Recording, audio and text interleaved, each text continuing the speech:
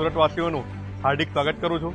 500થી વધુ વર્ષોના સંઘર્ષ બાદ અયોધ્યામાં જ્યારે રામ મંદિરની પુનઃ પ્રાણ પ્રતિષ્ઠા થવા જનાર છે ત્યારે સુરત શહેરમાં તાપી આરટી ઘાટ ઉપર તારીખ 21મી જાન્યુઆરી 2024ના રવિવારના સાંજે 5 કલાકે સૂર્યનગરી દીપોત્સવ કાર્યક્રમનું આયોજન કરવામાં આવ્યું છે।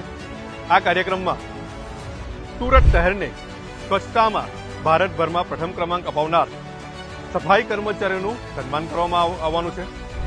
આ કાર્યક્રમમાં 1991-92માં સુરતથી અયોધ્યા જનાર કાર સેવકોનું પણ સન્માન કરવામાં આવશે। આ કાર્યક્રમમાં વિવિધ સાંસ્કૃતિક કાર્યક્રમ પણ રાખવામાં આવેલ છે।